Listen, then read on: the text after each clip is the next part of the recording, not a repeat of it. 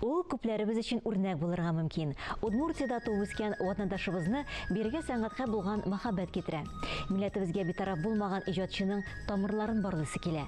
Бүгенге көндә Казанның танылган мода остасы, рәссам-модельер, туган телен камилләштерү өстендә туктаусыз эш алып баручы Наҗия Галимова студиябезнең кунагы. Наҗия туташ, хәерле көн, исәнмесез? Хәерле көн, исәнмесез?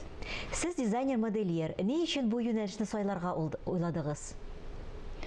Иң беренчедән мин үземне рәссам дип уйлыйм.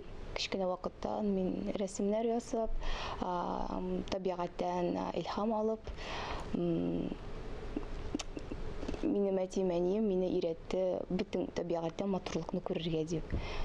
Мин уйладым, рәссам булам дип.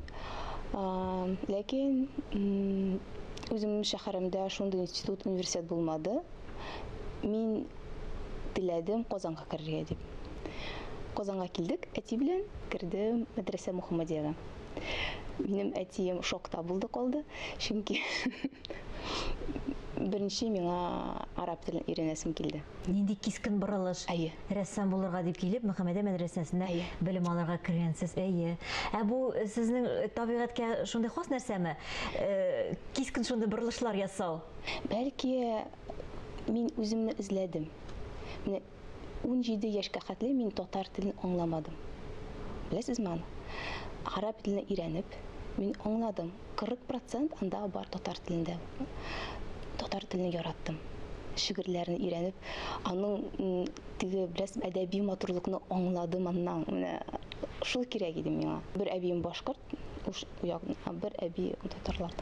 Анда гаиләдә, димәк, татарча сөйләшмәдегез, булып чыга, татар телен аңламый идем дисез. Сөйләштек, ләкин мәктәп юк иде. Аның менә беләсезме ничек? Без бергәләшеп, татарлар, удмуртлар, чувашлар бергә. Мин бүлмәдем. Минем өчен бик мөһим түгел иде. Минем әбием татарча гына, әби белән яшәдем күбрәк. Ләкин именно аның менә ләззәтен татар телен мин, беләсезме? Иң беренче Тукайны мин укыдым иске имлә белән. Мин белмәдем. Мин 11 яшь иде. Укыдым да мин шаккаттым. Ничек шулай? Мин белмәдем. Мин уйладым, татар тел иске имлә белән языла. Инде монда Казанга гына килеп, мин күрдем башка төрле кириллица белән язылган. Ачыш ясадыгыз үзегез. Ачыш иде. Минем өчен башкортлар, татарлар бер иде. Нинди юллар сезне Тинчурин театрына китерде? Ялгыш гына бу тормышта бер нәрсә булмый. Монда бик мөһим аның әйбере кешеләр. Кеше карый да сиңа әйтә: "Наҗия, син нишлисең монда? Сиңа театрга барырга кирәк." 1, 2, 3, 5 кеше. Мин кешеләргә, артистларга тегәм, ансамбльләргә ясыйм әйберләр. Аннан соң минем мастерской күчергә тиеш иде. Кая күчергә белмим.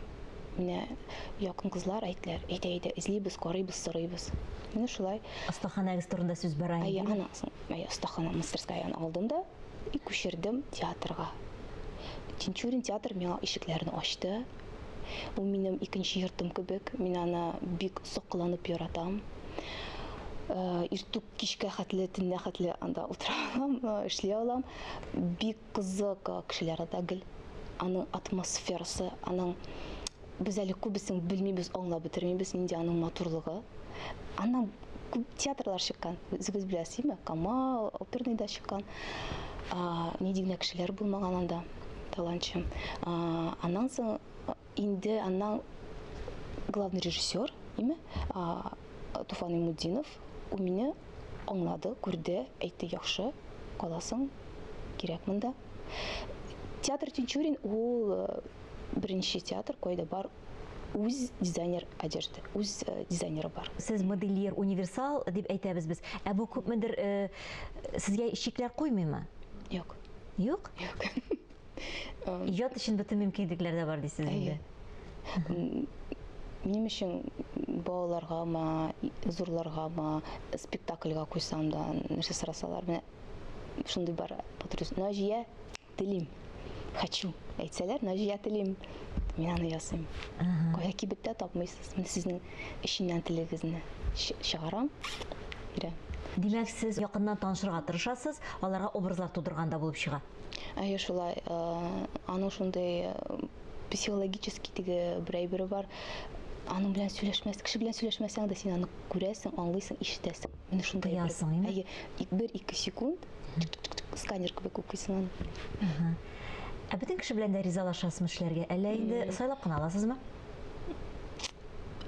Мен хәзер бу чакта инде хәзер сөйлим. Сайлайсыз. Теге вакытларда инде, елларда эксперимент өчен. Партнерлар, салоннар әйтәләр, ана җыя, алма ул апаны, алма ул кеше. Аныңга ничек теге, алам, специально үземә эксперимент. Все прекрасно. Аның психологиясы. Ул бик кызык әйбер. Сезнең холкыгыз да бик кызык, Нәҗия. Менә кешене инде беләсезме, кеше һәр чакта үзне дә белми, ачмый. Йөри, яши, бәлки яратмыйдыр, бәлки үз матурлыкны күрмидер.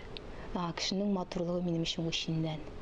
Һәм инде шунысын да әйтеп китик, сезнең менә бу театрга килүегез чыннан да очраклы гына булмагандыр. Сез бүгенге көндә режиссер булырга хыялланып кына түгел, укырга да кергәнсез әле. Әйе, дөрес. Туфан Миңмудинов әйтте, курсларым бар минем, көн тели шул җири кеш. Тыңлый, яза, эшли. Мен әйтәм, мин дә җирим әле. Ярый, язып гына торам, мин ишетеп гына торармын, утырырмын. Бөтен эшләрне эшләп, миңа шул хәтле кызык иде. Анасы сырна җәкрәсеңме син? Теләгең бармы? Шул гына җирисең син. Телим. Менә бер егет, мин киттек, кердек без заочныйга. Бу ГИТИС турында сүз бара инде. Бу Мәскәүнең югары уку йорты турында сүз бара. Алда әле сезнең чыннан да күп кенә ачышлар көтә икән, әмма сез хыяллы кешеме, Нәҗия? Бик. Минемчә, кеше хыялы булмаса, аның тормышы да башка була, аның эшләре, менә максатлары аның башка була. Ә менә бер 10 елдан Нәҗия Галимов дигән шәхес сезнең күз алдыгызга ничек килеп баса? Кем буласыз сез менә, мәсәлән, 10 елдан соң? Спектакльләр куям. Үз театрым була. Үз шундый зур гаилә булып, бөтен артистларны, бөтен хореографларны җыям. Ирекле җир булсын. Кайда алар сәяхәтче куя, алар нәрсә телиләр, шуны эшләсеннәр. Кеше аны тели. Менә кеше килә дә әйтә, миңа монсы ошый, монда да җирим. Ул укытучылар алар күрсәтәләр. Ул кеше өчен, аңлыйсызмы? Кая рәсем ясыйлар, кая музыка, кая балалар өйрәнә, кая балалар төрле. Менә кемнең акчасы юктыр. Нишләргә ул? Ул шул хәтле талантлы. Менә аның балачактан бирергә кирәк кызлар белән эшләр, егетләр белән. Ул бит основа, нигез безнең. Хыялыгыз искиткеч матур, бу инде әлбәттә тормышка ашсын, чыннан да берничә еллардан соң шундый мәйданчык пайда булсын, сез аның җитәкчесе булып, иҗади ирекле кешеләрне үзегезгә җыеп, аларга матур сәнгать юлын күрсәтергә насыйп булсын. Матур көннәр телибез сезгә килгәнегез өчен, бик зур рәхмәт, уңышлар. Рәхмәт.